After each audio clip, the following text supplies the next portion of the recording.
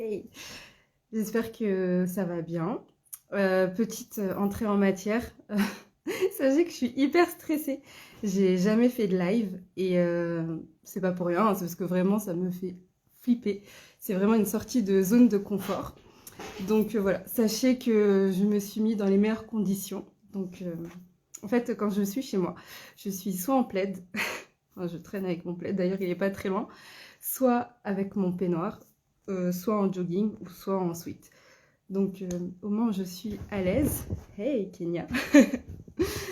et, euh, et donc pour la première fois je vais faire un live questions-réponses. J'avais déjà fait une boîte à questions en fait avec des questions anonymes pour que vous puissiez poser vos questions. VG tes cheveux today. Figure-toi que j'ai été chez le coiffeur récemment et je me suis fait une petite coupe. Ça faisait longtemps. Donc ouais, donc j'avais posé une boîte à questions pour avoir toutes vos questions. Il y en a qui sont hyper intéressantes, il y en a qui sont assez challengeantes, d'autres qui sont un peu... je me suis dit bon, je sais même pas si je vais vraiment vous les partager parce que c'est un peu parfois borderline, disons. Mais voilà, c'est le programme aujourd'hui. Et n'hésitez pas à me poser si vous avez d'autres questions ici. Si je regarde tout le temps là, c'est parce que j'ai noté les questions sur mon ordi, vu qu'elles étaient sur mon téléphone. C'était plus simple de les noter quelque part. Et je propose qu'on commence, hein, pour que le live ne dure pas trop longtemps. La première question, c'était comment ça va mentalement? Et c'est une super question, parce que franchement, moyen, disons. C'est vraiment pas la joie en ce moment. Il se passe plein de trucs, je sais pas, j'ai des grandes prises de conscience sur la vie ou vraiment en fait il se passe des choses. Je sais pas si c'est la pleine lune, je sais pas trop ce qui se passe, mais le moral n'est pas vraiment à son top. Hello Sophie. Le moral n'est pas vraiment à son top et voilà, ça arrive, c'est comme ça. Je sais que ça ira mieux après.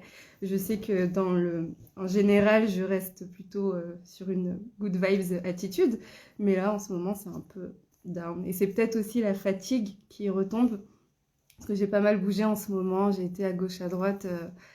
J'ai pas mal voyagé, en effet. Et je me demande s'il n'y a pas aussi un peu de fatigue qui retombe. Mais voilà, en tout cas, en ce moment, ça va moyen. Mais ce qui est cool, c'est que je le garde plus pour moi. Maintenant, je le partage. La preuve, là, je le partage avec vous. Donc, donc au moins, j'avance sur ça. Donc voilà, première question, comment ça va? Moyen. J'avais une autre question qui est, est-ce que tu connais l'effet Mandela? J'en ai déjà entendu parler, mais j'avoue que non. Donc je ne sais pas exactement, j'irai me renseigner si vous voulez me partager vos réponses. J'irai, mais je ne connais pas plus que ça. Donc je ne vais pas m'attarder sur le sujet. Autre question, hyper intéressant, c'était qu'est-ce que tu fais quand ça va pas top? Alors, ma première réponse serait la fuite. Je dors.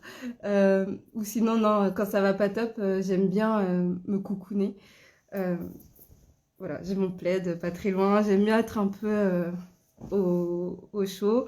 Ou sinon, je prends l'air. Parce que souvent, en fait, juste le fait de sortir, de prendre l'air, ça m'aide bah, voilà, respirer, à un peu désengorger mes pensées. Où là, de plus en plus, je discute. Je discute notamment avec mon copain, où le fait en fait juste de venir raconter, de déposer mes choses, ça m'aide. Ou je discute dans mon groupe mastermind ou avec mes amis, mais en tout cas, je discute. Mais là, ce qui est un peu bizarre, c'est que je savais pas trop pourquoi ça allait pas. Enfin, ça va pas trop, mais il n'y a pas vraiment de cause précise. Donc, voilà, mais j'avoue que j'ai pas de recette miracle. Je pense que je pars du principe que ça passe. Et ah si, il y a une chose que je fais parfois, c'est que j'aime beaucoup danser. Et donc je mets une musique et je me lâche à fond et je laisse tout évacuer. Et parfois en dansant, je me mets à pleurer et tout, comme s'il y avait plein de choses à évacuer. Mais voilà, j'essaye des techniques comme ça. Si tu as des recommandations, des choses en tout cas à partager, je suis preneuse. Donc, si je continue, l'autre question, c'était est-ce que j'ai des tatouages? Et ça, je trouve que cette question, elle est hyper intéressante. Sachez que je comptais en faire un post, donc je me suis dit, yes, trop bien qu'on parle de ça. Donc oui, j'ai des tatouages, j'en ai 3. Et pourquoi je trouve ça intéressant? Non pas parce que mes tatouages sont intéressants, mais parce que je trouve que c'est un sujet qui, moi, en tout cas, m'a beaucoup fait réfléchir, notamment quand j'étais en entreprise, où je comprenais pas le comment je ne pouvais pas disposer de mon corps comme je le voulais. Dans le sens où j'avais d'autres idées de tatouages, parce que je sais pas si vous en avez, mais en tout cas, quand on a 1 ou 2 tatouages, on a souvent envie d'en faire d'autres. Et j'avais des idées, j'avais envie de faire des choses, mais je pouvais pas parce qu'il fallait réfléchir en termes de ce qui était politiquement correct. Enfin, je sais pas, mais faut pas que ça soit trop visible. Oh, mais quand on travaille, il faut pas que ça soit à des endroits, ça fait pas pro. Et c'est vrai que je me suis beaucoup posé cette question parce que bah, c'était toutes les remarques que je pouvais entendre autour, notamment avec la famille ou les personnes d'autres générations qui comprennent un peu moins ça. Mais en tout cas, moi, c'est vrai que ça m'interrogeait beaucoup de me dire, mais dans quelle mesure est-ce que je suis libre de disposer de mon corps comme je l'entends? Si j'ai envie d'avoir un tatouage là, bon, c'est pas le cas, mais why not? En quoi ça fait de moi quelqu'un de moins professionnel? En quoi c'est dérangeant? Enfin, si moi, personnellement, c'est mon choix et que je trouve ça hyper joli et peut-être que c'est pas l'esthétique de tout le monde, mais et vraiment en fait cette question elle m'a interrogée. Et après bien sûr elle m'a interrogée sur d'autres points un peu plus éloignés, mais bon après ça c'est mon c'est ma valeur liberté qui est très très forte et qui voilà qui m'amène parfois à être un peu révoltée dans ma tête. Et d'ailleurs souvent mes copines elles me disent comme que je suis assez rebelle. Enfin, je me trouve pas particulièrement rebelle, mais c'est vrai que que je peux avoir, en fait, que certaines valeurs qui sont hyper fortes, je vais me battre pour ces causes. Donc là, je parle pas particulièrement du tatouage, mais c'est en tout cas la liberté, et notamment la liberté de disposer son corps comme on le veut. Je vois pas en quoi ça fait quelqu'un moins professionnel ou autre, ou non. Euh, donc voilà. Est-ce que tu as des nouveaux projets de tatouage du coup? Bah ouais, totalement. Je trouve que j'en ai tout le temps. J'ai même un dossier sur mon téléphone avec idées de tatouage. Et en allant sur Pinterest ou quand je vois des personnes, des idées, il y a plein de choses qui viennent. Donc c'est pas forcément des choses que je vais absolument faire. C'est pas des choses concrètes ok je vais faire ça, il faut que je trouve telle date et tout, mais j'ai plein d'idées, j'ai plein de choses et j'avoue que moi je suis le team tatouage qui ont une signification, c'est-à-dire que enfin pour l'instant j'ai pas encore sauté le pas de allez coup de folie on se fait un tatouage, non je suis plus de j'ai envie que ça soit réfléchi, que l'endroit où je le fais soit réfléchi, que la personne qui le fait soit réfléchie et donc je ne suis pas encore voilà, je suis pas encore dans ce truc de allez, on y va, soyons fous. Mais ouais, j'ai des idées, j'ai des. Enfin, c'est pas des projets, mais ouais, j'ai des choses qui me traversent. Et, euh, et ça me fait rire parce que parfois je me dis, mais il faut que je me calme. Et après je me dis, mais non, pourquoi je me calmerais si ça me va? Donc voilà pour, pour les tatouages. Hyper intéressant ce sujet. J'ai encore plein de choses à dire dessus, mais je vais pas m'y attarder. L'autre question, c'était tu t'es fait coacher par qui et aurais-tu aimé exprimer ton partage d'expérience? Alors, à savoir que depuis que je suis en formation de coaching, donc depuis janvier, depuis janvier, non, je me suis formée de septembre à décembre. J'ai fait Coach from the Heart par Anne-Claire Méret. Et en fait, depuis septembre, je me fais coacher perpétuellement par mes copines de formation, mes copines de mastermind, notamment Priscilla et Sophie, mais aussi avec pardon, Aurore, avec qui on s'est fait des échanges de coaching comme ça, où on se suit sur un accompagnement. Et ça, c'est top, parce qu'en fait, je suis jamais trop longtemps dans des problématiques ou dans mes histoires ou dans... En fait, je suis toujours en train d'avancer parce que dès qu'il se passe des choses, j'en parle à mes copines de formation ou autres et on se coach dessus et ça, c'est génial. Mais plus spécifiquement, enfin de façon plus officielle, entre guillemets, je me fais coacher par Manon Théveny, qui est coach de coach, je pense, ou coach en tout cas qui s'adresse principalement aux entrepreneurs. Et Et en fait, franchement, j'adore les sessions de coaching avec Manon parce que moi, j'aime beaucoup me focus sur l'aspect business. Enfin, c'était mon intention de base et je vous avoue que pendant les séances, ça tourne beaucoup sur l'aspect plus perso de ce que je vis en ce moment. Mais je pense que c'est étroitement lié et que s'il y a certains trucs, certains blocages qui ne sont pas encore débloqués, bah, c'est peut-être plus difficile bah, de débloquer d'autres choses sur l'aspect pro. Et c'est hyper riche parce que vraiment, je trouve qu'elle est pleine de ressources. Il y a toujours des idées, il y a toujours en fait, voilà, c'est très dynamique et j'en ressors avec plein de nouvelles idées, plein de choses à faire, d'enthousiasme, beaucoup d'énergie. Après, ça, c'est le propre du coaching, hein, on est là on en ressort souvent énergisé et avec un plan d'action. Ok, je fais ça, comme ça, je commence là et c'est vraiment cet élan. Et vraiment, ouais, moi, j'adore me faire coacher. J'adore coacher aussi. Et aussi, je pense que ben là, mon accompagnement, il va toucher à sa fin. Et je suis en train d'hésiter à savoir est-ce que je continue ou pas. Dans le sens où je sais que ça m'aide, mais je suis en train de me demander est-ce que j'ai pas envie d'essayer toute seule, entre guillemets, même si dans le coaching, toutes les réponses viennent de moi, hein. Manon ne me donne pas un plan d'action, c'est moi qui émets tout ce que je pourrais faire, etc. Mais voilà, je suis en train d'hésiter, mais je pense que je vais continuer. Fais-tu souvent des rétrospections sur ton parcours? Hello, Asma. Si je fais souvent des rétrospections, c'est-à-dire entre moi et moi, où je me dis, tiens, voilà où t'en es aujourd'hui. Si c'est le cas, je le fais pas souvent, mais parfois j'ai des grands flashs comme ça. Je sais pas, dans la nuit ou un jour, je suis en train de faire un truc qui n'a rien à voir, je mange et je me dis, oh, mais attends. Et là, je me dis, mais en fait, par exemple, la dernière fois, j'ai eu un grand flash bah, c'était en janvier, où je me suis dit, oh, on est en janvier, et je me suis dit, mais attends, ça fait un an à peu près que après la partie burn-out et après toute la partie bah, je sais pas ce que je veux faire, introspection et je sais ce que je veux faire et il faut que je trouve une formation et je me lance et je me forme, etc. Et je me dis, mais en fait, en un an, t'as fait un chemin de fou, quoi. Et je me dis, mais trop bien. Et ouais, ouais, si parfois ça m'arrive, j'ai des grandes illuminations comme ça sur un sujet et ouais, et je me rends compte, mais pas toujours. Et c'est vrai que j'aimerais que ça m'arrive plus souvent, ou peut-être qu'il faudrait que je m'y penche plus souvent, parce qu'il y a pas mal de... Parce qu'en fait, je pense que je suis un peu très sévère avec moi-même, qu'en soi, j'avance plutôt bien, mais que parfois, j'ai beaucoup de mal à m'en rendre compte. Et c'est quand j'ai des grands flashs de la vie comme ça que je m'en rends compte, alors qu'en soi, bah, je pourrais juste me poser dessus et me dire, enfin, faire des bilans, quoi. Où est-ce que tu en es depuis la dernière fois? Donc, très bonne question. Autre question, est-ce que tu crois en Dieu? Et cette question, elle est revenue 2 fois.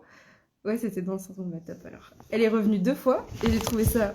Oula, attention, il y a mon setup qui part en cacahuète.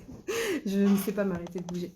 Est-ce que je crois en Dieu? Oui, je crois qu'il existe une énergie divine et je comprends que cette question soit intéressante en fait à poser. Donc, ouais. Mais j'avoue qu'elle est un peu, comment dire, challengeante dans le sens où c'est un peu touchy, hein, tout ce qui est des croyances, etc. Et je sais que moi, là, je suis un peu dans cette optique de transparence et voilà, je vous partage un peu tout sans trop langue de bois. Mais en tout cas, quand je l'ai lu la première fois, je me suis dit, oulala, c'est touchy quand même, mais en fait, non. Quel est ton plat préféré? Alors, est-ce que j'ai un plat préféré? Il faut savoir que moi, je suis une très grande épicurienne. J'adore manger, j'adore faire à manger, j'adore aller manger, j'adore découvrir des nourritures du monde entier. C'est un de mes motifs principaux de pourquoi j'adore voyager. La gaufre, tu sais. Et je pense que mon plat préféré, quand même, on reste dans mes racines. Et je pense que c'est soit le cabri massalé, qui est un plat réunionnais, mais il y en a un spécifique que j'aime particulièrement. C'est un tout petit boui-boui à côté de chez mes parents, mais incroyable. Ou soit c'est les caries de ma mère, de mes tantes, de ma grand-mère. Donc les caries, c'est le plat traditionnel mauricien. Et ouais, check. Et enfin, c'est vraiment mes plats, peu importe la forme dont ça se découle, peu importe la viande, peu importe enfin, qui l'a fait, tant que ça reste dans cette zone, hein, c'est-à-dire maman, tati, mamie. Mais ouais, je pense que c'est ça mes plats préférés. Et aussi, j'aime tout ce qui est à base de fruits de mer. Je suis fan de fruits de mer. Donc, je suis pas très. Je suis pas du tout végétarienne, comme vous pouvez le constater. Mais ouais, ça, c'est vraiment mes plats. J'adore. Euh, Quel est le pire film que j'ai regardé? Attention, parce que là, je pense que ça, on part en débat. Il y a un film que j'ai vu récemment au cinéma que j'ai pas du tout aimé, et c'était une des rares fois où j'avais envie de sortir du cinéma, alors que la plupart des gens ont adoré. Et c'est le film, je l'ai noté parce que je me souviens jamais du titre, c'est Everything Everywhere. Et vraiment, je comprenais pas. En fait, j'étais agacée. En fait, je comprenais pas. Je trouvais que ça partait dans tous les sens et vraiment, c'était. En tout cas, moi, ça m'a pas plu. Et je sais que j'ai pu avoir des débats avec des personnes qui m'ont dit, mais ouah, ce film était génial, etc. Mais moi, personnellement, ça m'a pas plu. Et il y a un autre film que j'ai vu très récemment quand on était en Espagne, il y a quelques jours avec mes amis, qui s'appelle Toi, chez moi et moi. Attends, Toi, chez moi et vice-versa. C'est ça, c'est avec Ashton Kutcher. Et on pensait que c'était une petite comédie romantique et tout. Bon, on sait que de base, c'est un peu cucu, hein, mais c'était nul. C'était vraiment nul. Et pendant tout le film, en fait, on se disait on n'arrête pas. Et on s'est dit, bon, bah, continuons pour voir est-ce que la fin a un sens. Et c'était nul. Donc, donc voilà, je vous le recommande pas du tout. Oui, un film, vraiment, c'est non. C'est non. On dit non. Autre question.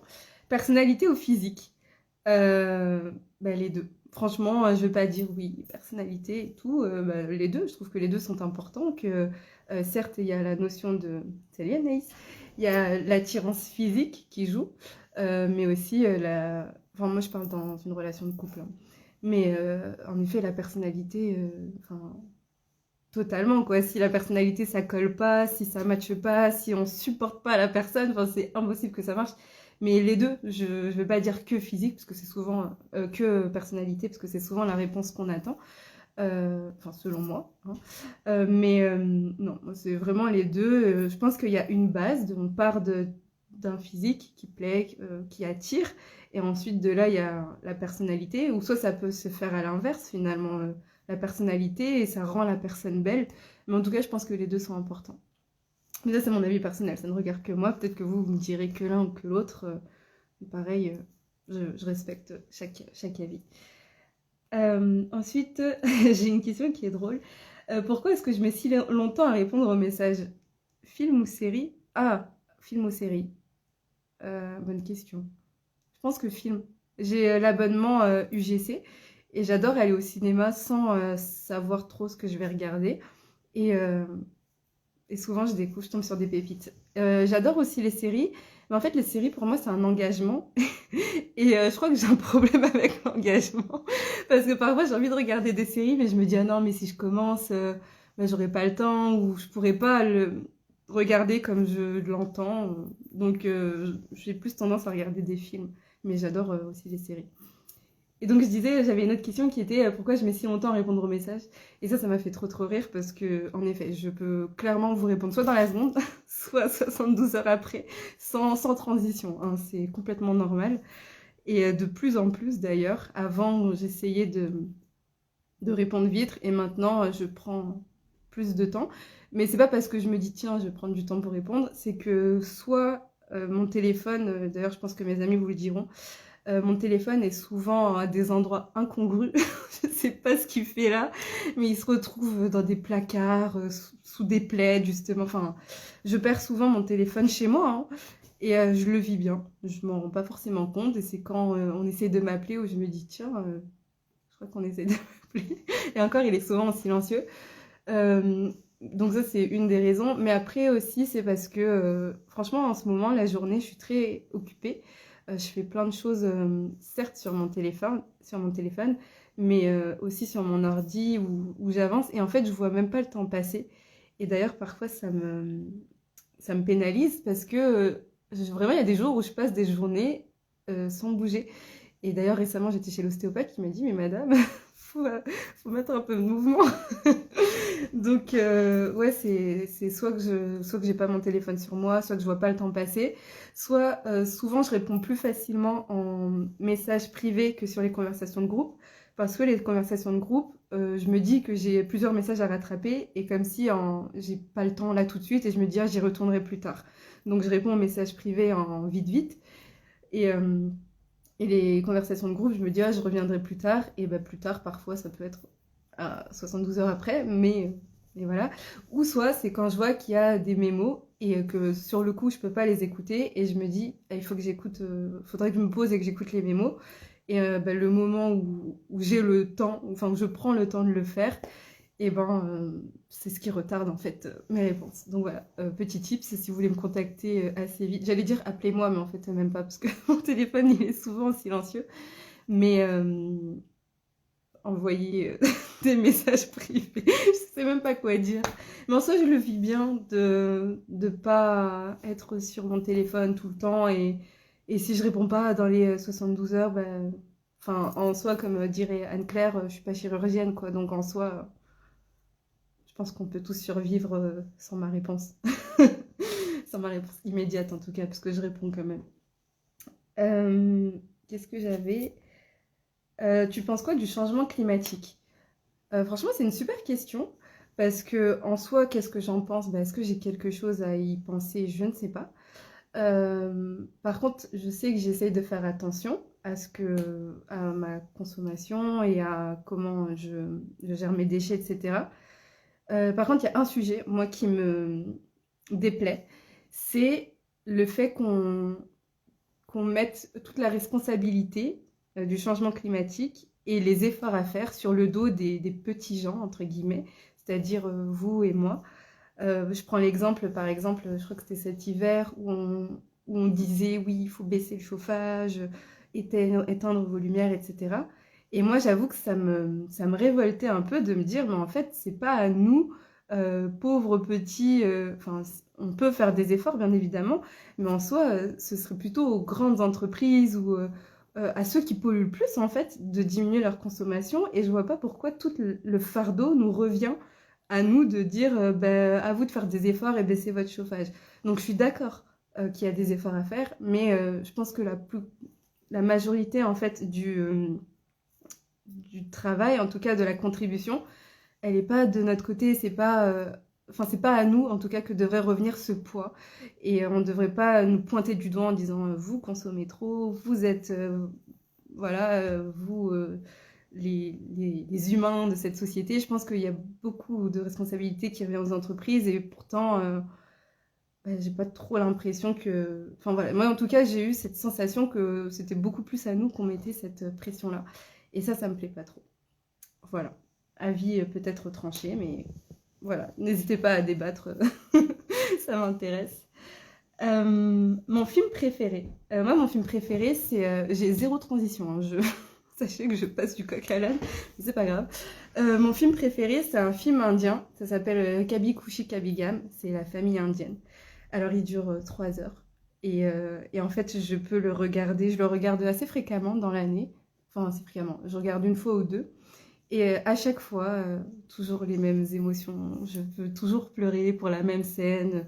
Je connais les chansons et maintenant, bientôt, les danses par cœur. Enfin, j'adore ce film. Vraiment, il est sur Netflix, donc j'adore ce film. Et je me suis attachée au personnage. Enfin, j'aime tout dans ce film.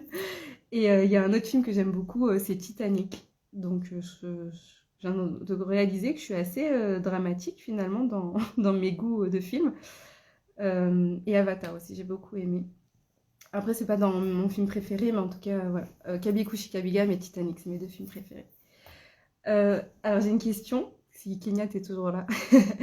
Raconte des ragots sur tes meilleurs amis.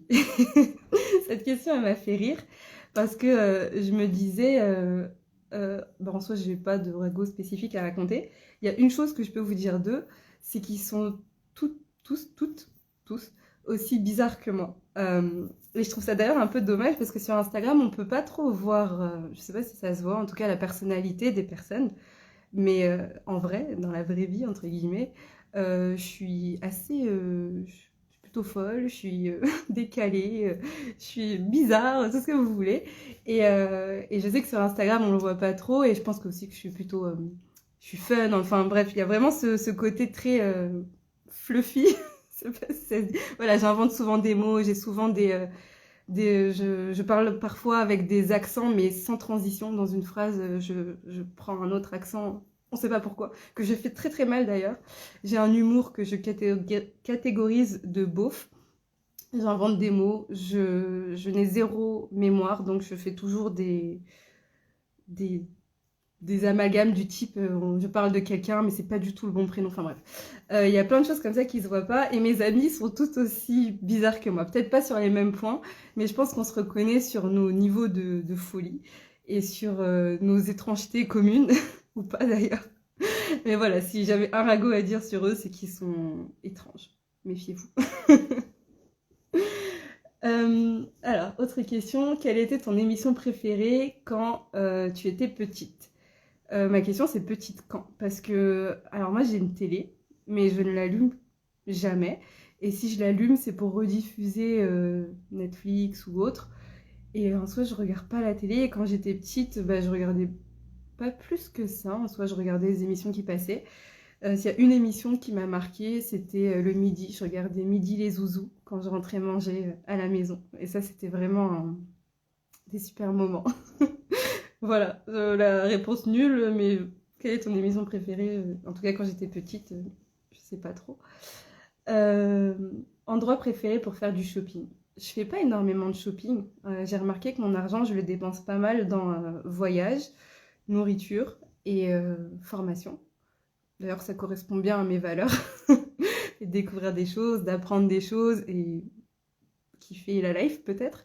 Avec la nourriture. Mais ça fait que je fais pas énormément de shopping et quand j'en fais, bah, je vais à Val d'Europe, qui est à Marne-la-Vallée, c'est un très grand centre commercial. Je me demande si c'est pas le plus grand d'Europe. Enfin, je sais pas, mais en tout cas, je crois qu'il y a un truc avec le fait que ça s'appelle Val d'Europe. Mais ouais, sinon, je suis pas très shopping. Et d'ailleurs, je m'en plains souvent parce que je me dis, j'ai jamais de vêtements, etc. Mais ouais. Alors, j'ai une question qui était très drôle. Es-tu un passager qui donne sans arrêt des conseils au conducteur depuis le siège arrière? Et ça m'a fait rire parce que... Alors déjà, j'ai le mal de transport. Donc ça fait que soit je conduis, soit je suis devant. Et si je suis derrière, j'essaye de dormir. Donc je ne crois pas que ça soit mon genre de donner des conseils. Mais je pense que ça m'est arrivé au début ou sur les petits trajets. Mais en tant que conductrice, je sais que c'est chiant et je le fais pas. Mais c'était plus des conseils quand j'avais, comment dire, quand je me sentais pas en sécurité. Ou sinon, je vais gérer la playlist et je vais faire le DJ. Mais non, mais je crois pas que je sois trop le genre de personne à donner des conseils quand les personnes conduisent. Euh, et dernière question. Ok, déjà cool. Enfin, cool. Peut-être que vous en avez d'autres. J'avais une autre question, une dernière qui était intéressante aussi. C'est quel est ton trait de caractère toxique? Et toujours, soyons transparents, soyons honnêtes. J'ai réfléchi à cette question. Toutes les réponses, là, je ne les ai pas énormément préparées. Hein. C'est plus, j'ai noté des penses-bêtes de choses à pas oublier. Et par rapport à cette question, j'ai réfléchi. Et en soi, je me suis dit, je pense que mon trait de caractère toxique, c'est que moi, personnellement, parfois, je peux me trouver manipulatrice. Mais pas forcément volontairement, mais dans le sens où je sais sur quoi jouer avec quelle personne pour obtenir X ce que je souhaite. Et donc, en fait, oui, c'est complètement de la manipulation, mais c'est pas toujours volontaire. Et je pense aussi que c'est... Est-ce que tout le monde fait ça? Franchement, c'est vraiment une question. Est-ce que c'est que moi? Est-ce que je suis une grande manipulatrice? Ou est-ce que tout le monde a ce trait de caractère? Je sais pas. Mais par exemple, je sais pas, par exemple, que ça soit avec ma maman ou avec mon copain, bah, je sais exactement comment procéder pour arriver gentiment à mes fins, en fait. Et parfois, je me fais la remarque, tiens, en fait, t'es une manipulatrice. Mais l'avantage, c'est que je suis très honnête dedans. Et je le dis, par exemple, je sais que j'ai déjà eu une discussion avec mon copain où je lui ai dit, mais en fait, je suis une manipulatrice et parfois je te manipule En fait, je pense que le mot n'est pas très beau, mais dans le sens, par exemple, quand on est toute mignon, tout câlin, parce qu'on sait que derrière, on veut avoir tel, je sais pas, quand je vais faire la moue parce que je veux aller au restaurant et que voilà, là. Bref, je fais mes petits yeux de biche. Est-ce que c'est de la manipulation? Je sais pas, mais en tout cas, disons que oui.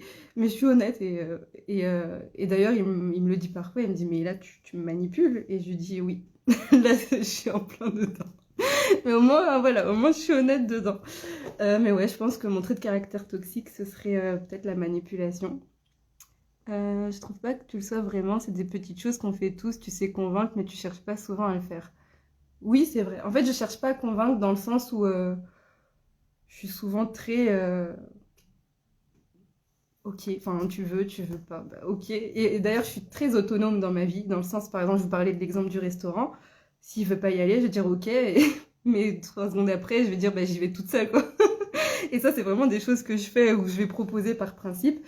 Et après, je vais être très autonome. Finalement, tu veux pas, si mon idée est faite, je vais le faire quand même. Mais oui, enfin, moi, c'est ce qui m'est remonté, en tout cas, quand on parlait de traits de caractère toxique, c'est plus le côté manipulatrice. Et aussi, peut-être aussi, n'oublions pas, je suis Gémeaux. Et les Gémeaux s'adaptent facilement aux personnes. Et c'est pour ça que je dis que c'est souvent inconscient, parce qu'encore une fois, c'est pas de la manipulation, mais c'est ce côté de ben, en fonction d'avec qui je suis, je sais que enfin, il y a un trait comme si j'étais un, un diamant, disons-le. En fait, je cherchais quelque chose qui a plusieurs faces et je me suis dit, ben, diamant. Et comme si j'étais un diamant, j'adore cette phrase, et que en fait, en fonction de la personne, ben, c'est une facette qui va ressortir. Donc, c'est pas quelque chose que j'invente, c'est pas moi, c'est plus que je sais exactement quoi adapter en fonction de qui. Donc, est-ce de la manipulation? Je ne sais pas, mais moi, si c'est ça, ça me va, en fait, je suis OK avec ça. Donc, voilà. Alors, attends, j'ai vu une question qui était, ton avis sur les choses, tu t'en fiches un peu qu'on te suive ou pas dans tes plans ou pensées. Oui, c'est vrai. C'est vrai. Bah donc, mais je sais pas ce que c'est. Alors, si c'est pas la manipulation, mon trait de caractère. Euh, Parce que moi, j'avais identifié ça, mais en tout cas, voilà, c'était intéressant de réfléchir là-dessus. Et voilà, bah, ça fait 36, bon, allez, 33 minutes que je parle quand même. Et moi qui pensais pas. C'est toutes les questions que j'avais reçues. Je ne sais pas si vous en avez d'autres. Si vous en avez, je vais y répondre en live. Je laisse quelques minutes s'écouler. Et sinon, sinon c'est tout. C'était finalement cool cette expérience parce que, comme je vous disais au tout début, j'avais hyper peur de devoir de me lancer dans le live et d'être un peu visible aux yeux de toutes et que tout le monde pouvait arriver, venir poser une question ou faire un commentaire méchant et repartir. Et vraiment, ça me faisait peur. Je sais que les gens ne sont pas forcément comme ça, mais voilà, je me sens un peu dans les feux de projecteur, là, en étant en live. Et en fait, c'était pas si horrible que ça. Et oui, je vais laisser la rediffusion du live. Euh, et en tout cas, c'était cool. Bah, merci à ceux qui étaient présents, à ceux qui sont passés, à ceux qui regarderont le replay. J'espère que c'était cool, que ça vous a permis d'en apprendre un peu plus sur moi. Le but, c'était justement de casser un peu cette barrière d'Instagram, comme je disais tout à l'heure, c'est dur d'être complètement...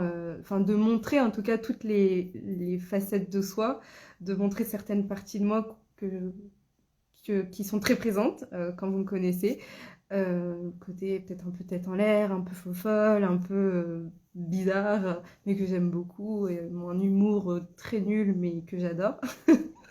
C'est très difficile de montrer ça à travers des stories ou autres, à travers les stories, on va partager ce qu'on a à partager, se mettre, c'est même inconscient. D'ailleurs, j'en parlais la dernière fois avec une amie.